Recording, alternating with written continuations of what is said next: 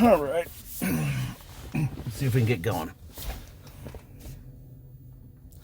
Playing our little angelic noises. I love that angelic noise. Some people really hate it, but I like it, guys. I'm trying to find a way to turn it on and on demand so I can keep it on. Most of the time, people who hear it when I drive by, they look at the car and smile. So, you guys may hate it. I think it's cool. All right, this is my evening drive. Again, showing you what lane keep assist is capable of on this car using the plastic bottle trick. Hopefully, if the video doesn't show up good for the morning drive, which I wouldn't be surprised this, it'll show up a little bit better. I'll probably play a little bit of music when we get to the Portland area, because that's really an area of driving that's not really meant to be done hands-free in this car, especially with the lane keep assist. You probably get away with it with the Combat 2 a little better, but again, the torque limitations would make it impossible above and beyond any kind of, torque changes you do in the car. But this basically, these are demonstrations, give you an idea of what it looks like, and I'm hoping the lines will show better. With it being a little darker out, the sunlight really seems to screw things up. On our way to work, I found out something very interesting. First time I went through the construction area, I had the speed set for 45, and the car dropped as low as, I don't know, about 37 miles per hour, and then increased back speed, and I never lost lane keep assist, which should turn off basically at around 40. I mean, it's set for 45, but it dropped down to 40. This time it did. When I got below that speed, the unit stopped, lane keep assist turned off until I got back up to 45 miles per hour. I found that very interesting. So I can't speak for why it acts the way it does at times. Basically, you try it out yourself and you see how it goes. One thing I did forget to do is I forget to reset it so the LCAS doesn't go off every time it turns on and off. My beeps I usually have set for radar connections. That's the only beep I really want to hear. Lane keep assist just keeps going on and off, especially on my back road that I go on. It just doesn't like the lines in the back road no matter what. I mean, they're bright. I guess maybe it has to do with general speed and so forth, and the limitations of the Honda software and the way it's designed, that and Bosch or whatever. All right, so I'll let you know. Hopefully, my hand is showing, so you can get a good view of my hands. You can see when I take over, especially when I'm doing the music, and we can give you an idea of exactly how it does on the drive home. The more I use it, the more I'm absolutely positive you do not want to do this on back roads. You can on straight back roads with good lines and so forth, but Ruby here, she still likes to sniff the outer edge, and I haven't had a chance to fool around with the lane departure system to see if changing from narrow, wide, or normal makes any difference in that. I don't think it's going to, but I mean, that would be a question. I don't know if any of the people on the forums do it. I mean, there are a lot of very smart people there, and I have a lot of cognitive disability, so I forget a lot of the things I do, exactly specifics. So sometimes I say things are a little different from what I said last time because, quite frankly, the specifics kind of get lost on me. I know the general gist of what I felt and so forth. So it's very important for you guys to understand that aspect of me. I need to lower the volume here. And Skywalker is my favorite because I generally don't get a copyright hit for it, and I do try to get permission from them to use it. I think it's just a nice piece. It's a very small band or whatever. It makes some pretty cool music. That's why I run it. I'll run it at a much higher volume as we get closer to Portland, which is the area where using the lane keep assist is really not the way to drive. So at this point, we're going to be going between 50 and 65 miles per hour on average, and that's what you can figure. Outside temperature is 52 degrees Fahrenheit, and that's about all I need to tell you. I'll let Ruby take over at this point. Heading home after a day of work. I am very happy to have work to do. It's hard to get help. It's hard to get work nowadays. I feel sorry for people who are laid up. I hope you get back to work soon. I hope whatever governors you have in your state let you work. My governor is awful. She's just terrible. And she's closed down the state for another 4 weeks. We don't need it. But whatever. Bite me on that one, right? As you can see, she holds very well on this line. But come on, let's be honest. how hard can it do it? It's lane keep assist. You should be able to handle the center, a regular center line drive without a problem. I mean, very little ping ponging. There is a fair amount of traffic, so I do have to be a little more careful. So I might decrease speed to the actual speed limit of 50 miles per hour when I get in the Portland area. Right now I'm driving 60, 5 over the limit.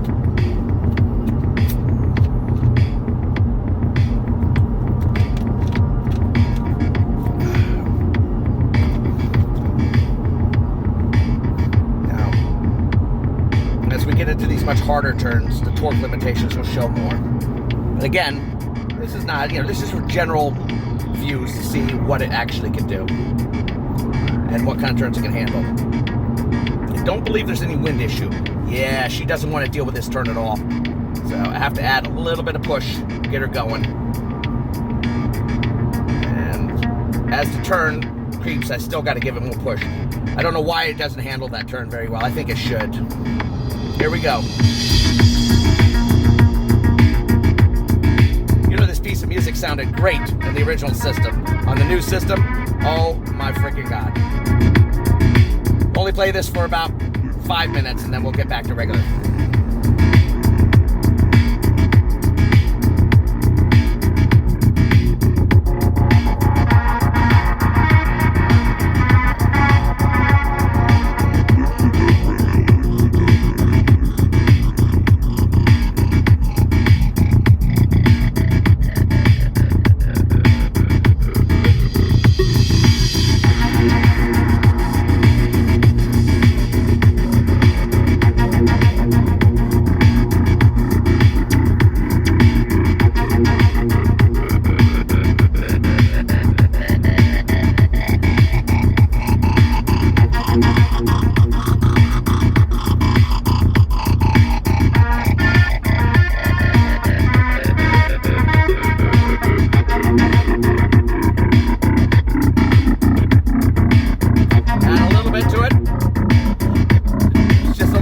Turn radius. She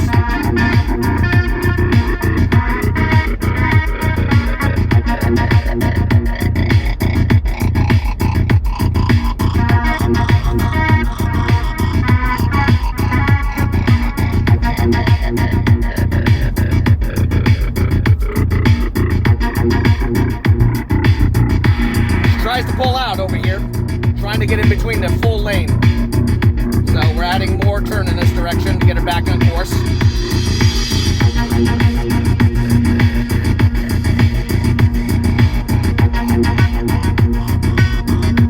Situations like that, the Comet 2 obviously would be much better, assuming the torque doesn't cause too much trouble.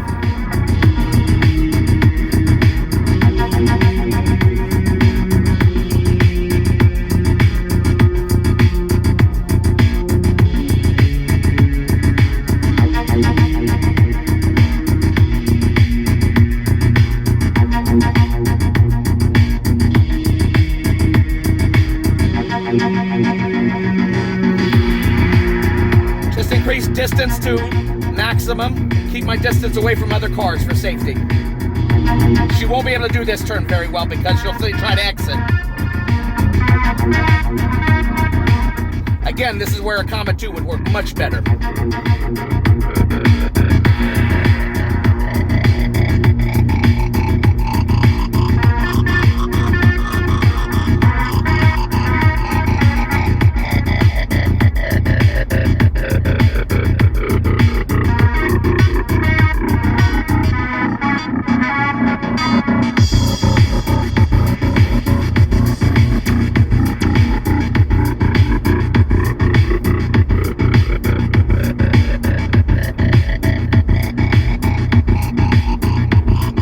Big turn here.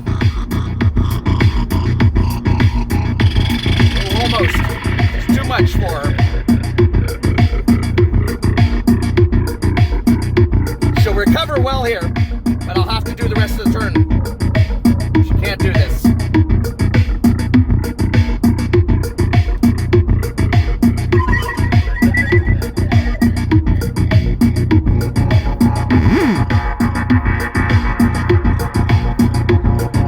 She was trying to get into the center, which she thought was a giant lane, but it was actually an exit. to do this either.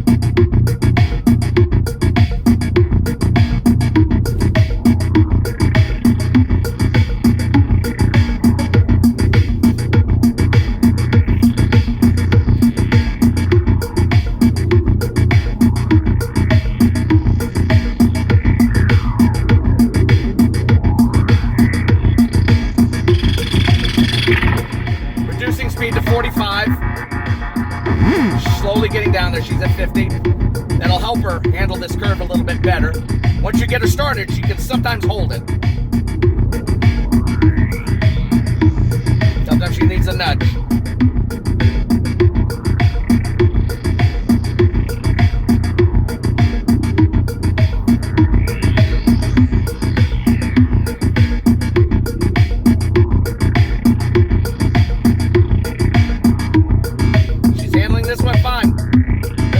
To 65 now.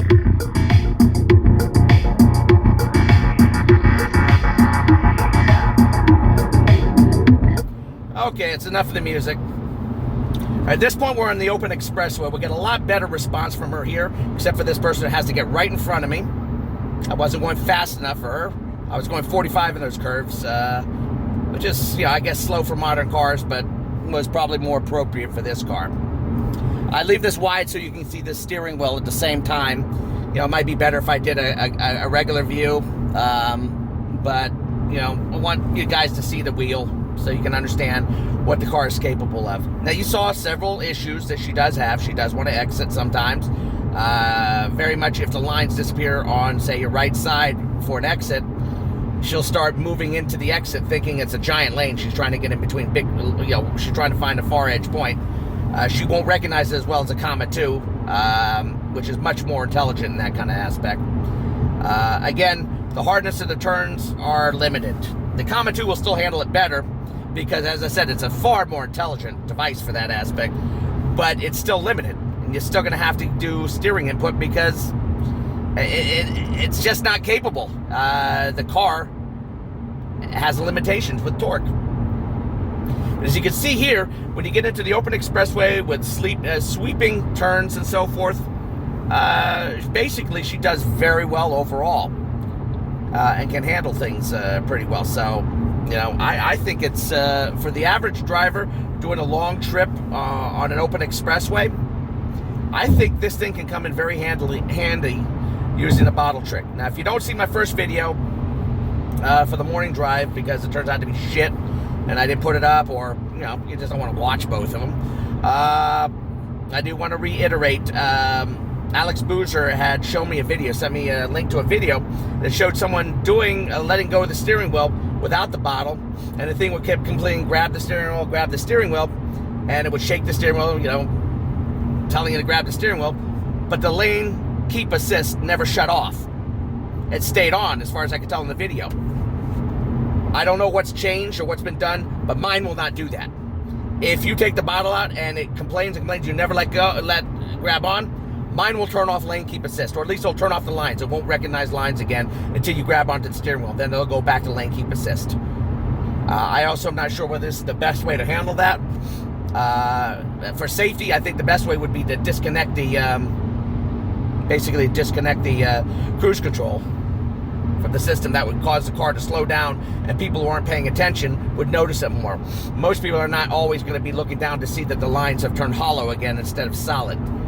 Now let's see how she handles this turn up here. We're going at 65 miles per hour. And this one's, again, it's a little, I don't know why she's having so much trouble with the left turns as of late. Usually it's wind. It's very possible that just that one's just a little too hard for her to deal with most of the time. She will tend to slowly edge off to the side, and then once you get into a lane departure situation, she won't really recover unless you give her a push over to the side. I'm almost at 20,000 miles. I'm going to do my next oil change myself. I hope you guys will stay tuned to watch that when that happens. It should be pretty funny.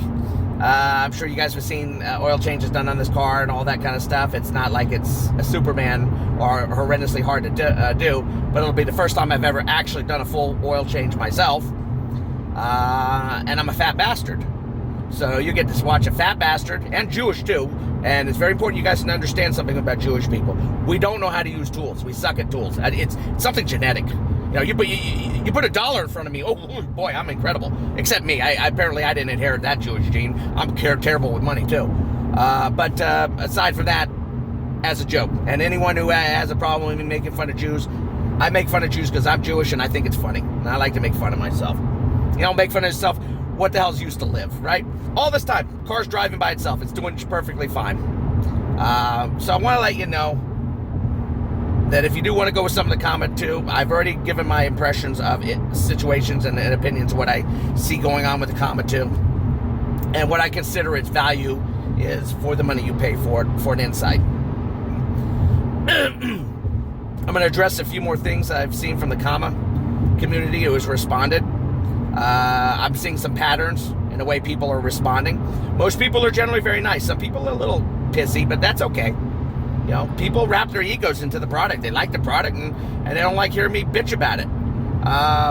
First things first. I like the Comma 2 product. Period. It's a nice product. It's nicely made. It's nice design. It works reasonably well. My review originally was that I only tentatively recommended for the Honda Insight. I recommended it if A, you could get a torque modification done on your car by, you know, there are people out there who have the torque modification.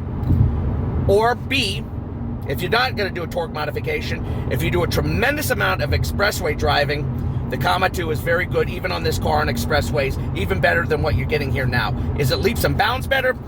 Significantly, but on the Honda, not as much. And this is where a lot of people say, oh, it's not a lot of money. It's not a lot of money. What are you talking about? $1,200? Tesla's charging this. I don't care about Tesla. This is not that's not an apples to apples comparison. Yes, if you have a Toyota Corolla, $1,200 is worth every freaking penny, I think, because you got a lot of steering response. The unit has control of your braking, so it'll see stopped cars. It just has too many limitations on the Honda that are not the Comma 2's fault. So the value isn't as high unless you're going to do a lot of expressway driving, or unless you're willing to work hard to get yourself the torque modification if it's available for you. That's what I want you guys to understand. I didn't want it to return it. I like the item. You guys are totally missed the entire point of the entire thing. And I think you just don't want it. A lot of people just don't want to hear it. They get angry. The unit's great. They like it. They're happy with it. You know, what the hell is this fat guy bitching about? Hey, opinions are like assholes, as I said. Everyone has them. They all stink. So I wanted to address that because that comes up a lot. Also, I don't think it's an apples to apples comparison with, whoa, is that the Popo? Whoa, look at him go. He's after somebody's ass. I guess somebody's trying to spread the Wuhan virus, right? Okay, but I don't think it's a fair comparison. Now, I'm learning a little bit more from other people who are educating me on some things I didn't know about Comma and about their aspect of the software and the open pilot and so forth. But I think the big difference between Tesla and Comma is Comma, and I know I didn't get the gist of the entire thing, but basically, in order to get into the level 2 semi-autonomous driving thing, it's a big deal. A lot of regulations, especially in California. They're in San Diego, I believe. And oh my God, you can't, opening a business in California, you might as well put a gun in your mouth. So they found a different way to do it. And so I don't consider, they're not taking as much risk as Tesla is taking. So, you know, Tesla's literally got self-driving cars driving around. They're learning all this stuff, and it looks like the Popo got someone up there. I think he was chasing someone down. All this time, the car's driving itself, just so you know. You can keep an eye on the steering wheel. So I don't think it's a fair comparison, and I don't like Tesla's idea they're going to start charging people monthly. I understand why they're going to do it. I think it's bullshit, and it's something all the other manufacturers are going to start doing, and it's become typical, and they can kiss my ass. That pretty much turns me off even more to the Tesla, which I think is way too pricey. If you want the good, if you want all the good stuff, the Tesla I want, if it were a Model 3, the Tesla I want would end up costing $66,000. So let's be honest. You want all the good shit, you got to pay serious money. So okay, let's see who the Popo got. Let's see if he stops some kind of terrorist. Is it a terrorist? Oh, no license on that car. That's probably why he stopped him. All right. okay, I'm going to stop for a second talking about the Comma 2. This is an area where she has trouble. This turn is difficult for her. Going 65 miles per hour, 51 degrees.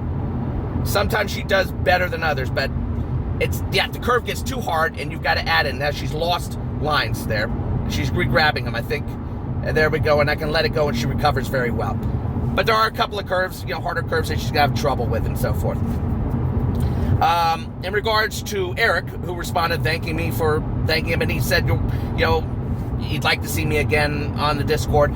Thank you very much, Eric. You were a very nice person. Not everybody in Discord is bad. Don't get me wrong on that. It's just very culty, in my opinion, and it's very Twitter-like. It's like a club, and I don't like that. And it's not a good experience on there. And I know Comma could do better. Right now, they're getting hit with a lot of orders because they got a very hot device, and it is a pretty good device. But I think I've made it clear on that aspect. Thank you, Eric, for being a nice person. I do appreciate it. Not everyone's bad there, but, my complaints, I think, were valid in the aspects I had to say. But it was nice hearing from you, Eric, and I'm glad there are good people like you out there who are helping people. Number 3, we had someone by the name of Edwin who responded to explained about torque modifications and the dangers associated with that. I am aware of that kind of stuff, and it is important you guys to understand there are dangers. But he also, in another response, you can read it all up there. I don't delete people's stuff unless they get really mean, and I've never had to delete anyone. People have deleted their own stuff. He also said that it's not as an exclusive type of club as you would say, because a lot of people get torque modifications. So at one point it is dangerous. Yes, you can foobar your car, but it's not a high probability. It can happen. I know that. I know about that. But a lot of people do have torque modifications on different versions on Hondas and other stuff, other cars. So in one breath you're telling me how dangerous it is. The other breath you're telling me how it's not such an exclusive club. So I figure a lot of people are working out pretty well. We're almost getting to the end of the drive, so we're going to speed this up. One other thing, and Edwin never responded to this. He brought up good points. You should read them. He brought up good points. As he said something about, I don't know what your interaction with this individual was, but he was not obligated to help you. Just because you're paying him doesn't make him obligated to help you. I wrote back that I was very unhappy, basically, with him using the word obligated. That is not my mentality when it comes to outside people. Comma AI Industries is obligated to a point to help. Maybe not to the point that I believe it should, because they have this dev kit and all that stuff, but they are obligated to a point. No, I never felt anybody was obligated to help. The only obligation people generally have is to treat each other like human beings, and this person was not nice. And this is not the only person. This was just the first strike. This continued on in many times to a point where I was basically told by several people that I need to I should also change my name so I can ask questions. By the way, we're driving automatically all the time here. I should change my name. Maybe I thought about doing IP address, but I'm not like that. I like to be more direct with people. So, Edwin, you never responded to that. You don't have to. And I don't know if it was just a poor choice of words, or you got a little heated, or you were a little annoyed with things I said. But I don't think that was a fair interpretation of my mentality.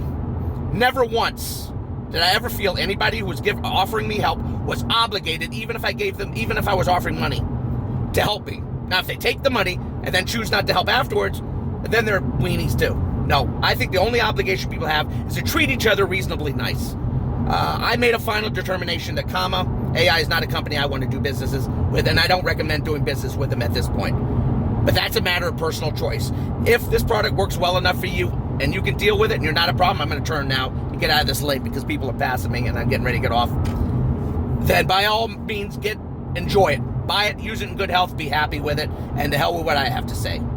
Same with Comma AI. Either you can take my ideas to heart, or you can tell me to piss off, enjoy your thing, and, George can sit there snorting cocaine off his girlfriend's belly. I get bored so easily. Yep. And you need lots of stimulation, Bobby. Whatever, I don't care. George can live forever and make $1 billion, or he can drop dead. It's his business. I don't care. I don't worry about it. I don't want him to die. I don't want you to think that. It's not like that. But I don't care. It's not of any importance. he does what he wants to do. That's his business. A few people, not a lot, we're going to get off the self-driving here. A few people have noted that that the tone is not so good on Discord. I'm not the only one who has felt this. People have said they've been threatened with being banned for asking questions. Again, I don't know the full story. They may have been constantly asking in the wrong sections, because I know that was a big no-no on the Discord server. People really disliked it when you asked like a torque question in the general help area, because that's got nothing to do with comma. They're not going to help you with torque stuff because, well, I don't think they would get their asses sued for screwing up, getting somebody killed with a torque thing, which has nothing to do with them. So I've made it clear where I come from on this. People are welcome to get nasty, but I'll tell you, most of you were not nasty. Most of you actually gave reasonable arguments. Some of you got a little heated and a little silly, but you know what? That's okay. My concerns on this product is it reminds me, oh, for heaven's sake, what is going on with this thing? Will you please set to 40? Thank you. My concerns with this company that really bother me tremendously is it feels like another Apple computers. This is a South Park News Weather Bulletin. It looks like we have a smog alert here in South Park. Except they're not big enough to be like Apple Computer yet. They just feel like it feels like their farts don't stink. We're a little more progressive and ahead of the curve here in San Francisco. And this is just my personal feeling. It doesn't mean it's true. It feels like they're not really, I don't think they really care much for most people or anything. They're out to make their buck. They're enthusiasts of the driving capabilities and the product, but I don't think they respond like a small company. They respond like a big company. And you know, hey, I mean, how should I know? Maybe they just don't want to respond to me because I'm a dick.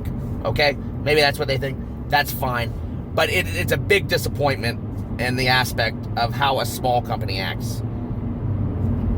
It's just irksful. So I'm going to leave it at that. I think I've said enough. I just wanted to go over a few things that I keep hearing about people try about the price. It's value for your proposition of what you pay.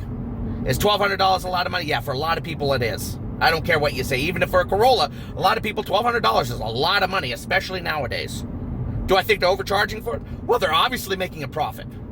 I'd like to hope they're making a profit. Otherwise, then they're dumber than my opinion would be. Then they would be even dumber. And George doesn't come off as a moron. He comes off as possibly arrogant and all that. But then again, hey, most smart people do tend to get into the arrogance way. But either way, you know, I think you guys could do a lot better to make it easier for the average person without, you wouldn't even have to do much tech support. I mean, I even suggested that maybe you guys should have a graphic showing what the screen of the Comma A looks like when it has the open pilot, with little lines pointing out, telling you what each thing is. You know, like, this is the developer button. If you press this, you can turn on SSH. For more information on SSH, go to here and have a specific definition and discussion on how SSH works. It's just easy things that you guys can do very quickly. As I said, do I think they're going to do it? No. Maybe in the future, who knows? But no, I don't think they're going to. I think they're just going to enjoy what they're doing and count me just as a stupid loser who doesn't know what he's talking about. So that's it. I've talked too much on this damn thing. I'm not angry with anyone anymore. The anger's gone. I'm not angry at people who get a little ditzy on there. It's a cult product. Their fans, some of their fans, not all, are a little culty, like Apple people could be. All companies have people like that. Some people could call me a little cultish on this car, but I'm not cultish to the point where I'm not going to sit here and tell you this blows on this car, this blows on this car, and Honda's full of shit on this. I'll tell you exactly what I feel, because I really don't care. You know, if Honda, yeah, right. If Honda called me and said, oh, we like how you're doing, and we know a lot of people bought, or a few people bought cars, we'd like you to be a spokesperson, I'd say I'd be glad to, but you're not going to want to keep me because I'm going to tell them the truth. It is what it is. All right. I talked too much in this video. It's way too long. All right. This is Verdier signing out for now.